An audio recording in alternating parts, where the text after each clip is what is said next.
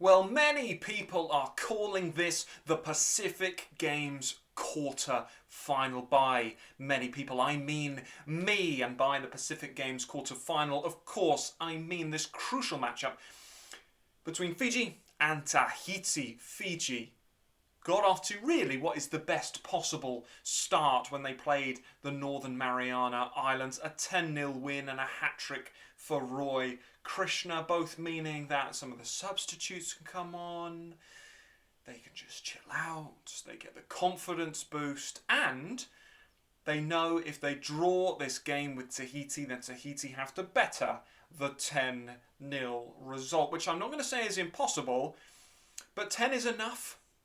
You know, 10 is enough to ask the question. If Fiji walked away with a 4-0 win, I keep coming back to 4-0. I don't know how many people who would watch this video watch other videos across the channel. I think 4-0 is like a weird thing in my mind that I benchmark as not that bad for a lot of results. Let's say it's 4-0, 5-0. There's that element of doubt that creeps in from a Fiji perspective as to whether or not Tahiti can do better than that. And they probably think, maybe on a good day they can. Again, no disrespect ever intended to any team, but in this instance, of course, the Northern Mariana Islands. But 10-0, you've got to have some rate at scoring goals to beat that. We've seen it before in this tournament. We've seen 14-0s and the like.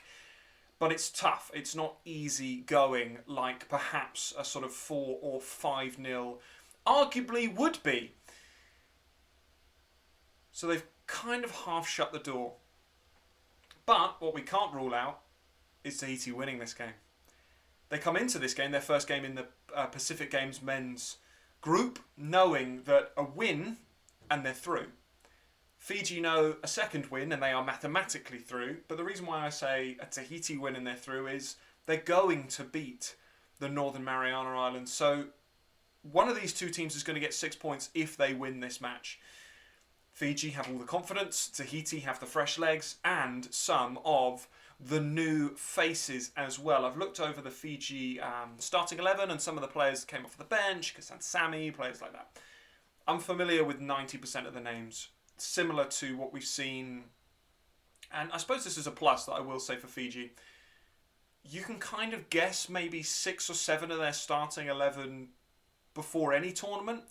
It's the usual faces. They're trying to blood some players through. They've really got a good project there. If you haven't seen the interview that we did ages ago with Timo Jankowski, the technical director of the Football Association in Fiji, then do give that a watch. They are really trying to set up a project, and this is a long-term thing, and this is why they're so recognisable as a team. For Tahiti, there's not as many same faces that I've seen play in person when I was out in Qatar in 2022. Lots of new faces, and I think they've taken advantage as best they can of some eligibility. I don't know the quality of these players, but I'm going to assume decent, because otherwise they wouldn't have bothered trying to blood them through for this tournament. A name I really like, which I'm highly likely to butcher, Matteo de Grumel, or de Grumel? I know, it's French, right? They all speak French. It's beautiful. I don't speak French. It's one of the languages I'm worst at. Despite loving it as a holiday destination, but that's an aside. I just don't know with this Tahiti team if the quality is big enough to get over the fact that some of these players haven't played together. I know they've had training camps, I know they work very hard, and effectively, it could really suck for them, because some of these players are going to make their debut for Tahiti, and it could be the last game that they play that has meaning in this tournament. Of course, they are likely to close with a win, which would be great. But this game's so important for Tahiti, and I just feel like Fiji have the advantage in the fact that they have already played a game and they've set that bar so high. Fiji can draw, Tahiti can't risk drawing. They will expect to rack up, I'd imagine, at least 6. But don't forget, simple mathematics will tell you, in order to score more than 10 goals in a football match, you need to score in less than 9-minute intervals. Not impossible, we've seen it before. At the Pacific Games, but still very challenging. And I think that the fact that we've got some new players who won't know, just that familiarity you build up, you know, when you're talking about Nalabu and Krishna as a front two, or there or thereabouts, depending on the system that they play for Fiji. That's established. They've played World Cup qualifiers. They've, of course, played Pacific Games. They've played in... did they play an MSG Cup? Did Krishna play MSG Cup? Anyway, they've at least played World Cup qualification games. They didn't play Tahiti in the World Cup qualifiers, but Tahiti didn't play as many games because they were in the group where COVID hit. They've not had as much opportunity to get some of these players playing through. I don't know, someone can maybe let me know, if some of the new faces for Tahiti have played in any friendly matches like the games they had against Newcal, etc., or if this really is first game for them, because for me that makes a difference. If it's first game, you've got nerves, you've got anticipation, the pressure of having to win, and the fact that you don't know, you've not built that rapport with your teammates.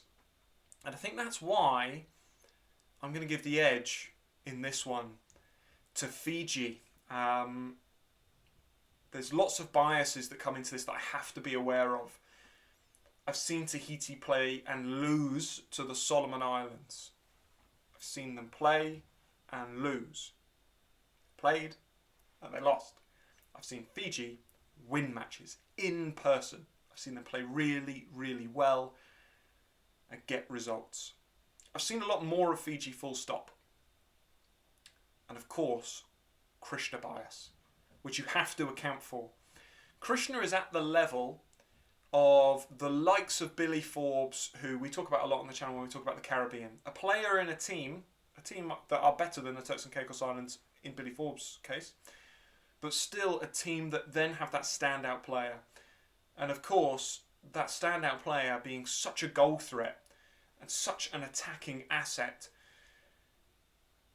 I have to give the edge to Fiji in this one.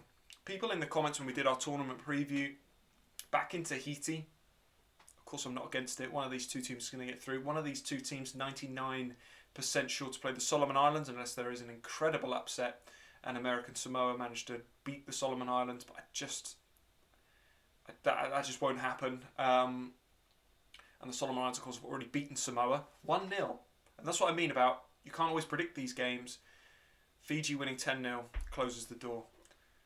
I have to give the edge to Fiji. The fact that 2 results suit Fiji, 1 suits Tahiti, means that Fiji can play to their strengths: counter-attack, pace, power, precision when they move forward, playing direct.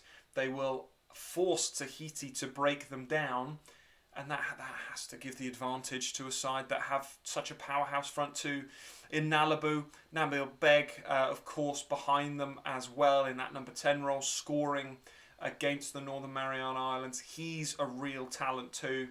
And I just don't know enough about these Tahiti players that they've blooded through for this tournament to make what is in my mind a braver shout and suggest that Tahiti will win this game. But all I know is that this game's going to be absolutely great. It's going to be absolutely phenomenal. So much pressure on it.